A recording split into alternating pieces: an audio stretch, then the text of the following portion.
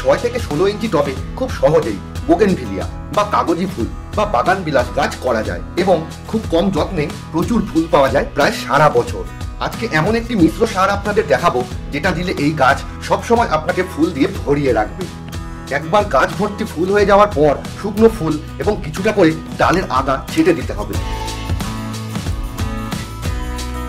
অতিরিক্ত লম্বা হয়ে বা এরকম নিচের দিকে ঝুঁকে আসা ডালগুলি অনেকটাই কেটে ফেলতে হবে, এর ফলে এগুলি সোজা হয়ে ওপর দিকে উঠবে। এইভাবে ছেটে দেওয়ার ফলে অনেক নতুন ডাল বেরোবে, যার ফলে আগামী দিনে অনেক বেশি ফুল পাওয়া যাবে। এরপরে গাছে সার দিতে হবে। এটা হলো ভার্মি কম্পোস্ট সার। 12 থেকে 16 ইঞ্চি টবের জন্য এটা নেবেন 2 টেবিল চামচ। এটা হাড়ের গুঁড়ো বা স্টিমড বোন মিল, এটা নিতে হবে 1 টেবিল চামচ। এটা হলো নিম খোল, এটাও নেবেন 1 টেবিল চামচ। এদের সাথে আরো 1 চামচ নিতে হবে ম্যাগনেসিয়াম সালফেট অর্থাৎ এপসম সল্ট, আর 1 টেবিল চামচ দিতে হবে লাল পটাশ বা এমওপি।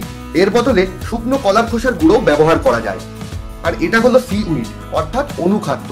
12 থেকে 16 ইঞ্চি টবে এটা মোটামুটি হাফ টেবিল চামচ দিলেই চলবে। এই সম্পূর্ণ মিশ্র সারটি 12 থেকে 16 ইঞ্চি টবে পুরোটাই দিতে হবে। একসাথে অনেক বেশি পরিমাণে তৈরি করে এয়ার টাইট ভাবে রেখে দিলে এটা প্রায় 2 বছর ভালো থাকবে।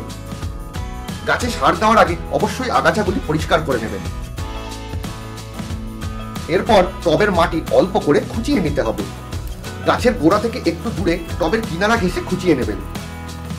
এরপর গাছে সার দিতে হবে। এই যে মিশ্র সার আপনারা তৈরি করে গাছে দেবেন, এটা কিন্তু সারা বছর অর্থাৎ শীত, গ্রীষ্ম, বর্ষা সব সময়ই আপনারা ব্যবহার করতে পারেন। সার দেওয়ার পরে আরো একবার হালকা করে খুঁচিয়ে সারগুলিকে মাটির সাথে মিশিয়ে দেবেন। এরপর গাছে অল্প করে জল দিয়ে দেবেন। মোটামুটি ভাবে 1.5 মাস বা 45 দিন অন্তর এই সার দিলে আর অন্য কোনো খাবার দেওয়ার প্রয়োজন নেই আপনার বোগেনভিলিয়া গাছে। তবে একটি স্প্রে করতে হবে। 1 লিটার জলে 1 টেবিল চামচ এসওপি অর্থাৎ সাদা পটাশ মিশিয়ে নিতে হবে। এটা গাছে স্প্রে করতে হবে মাসে 1 বার এবং ভোরবেলা। যত ভোরে আপনি স্প্রে করতে পারবেন তত ভালো এটা কাজ হবে। তো বন্ধুরা, এই সামান্য পরিচর্যাগুলি করুন আর এই গাছে অন্য গাছের অর্ধেক পরিমাণ জল দিন, তাহলে সারা বছর আপনাকে ফুল দিয়ে ভরিয়ে রাখবে। আজকের মতন গুড বাই বন্ধুরা, সবাই ভালো থাকবেন।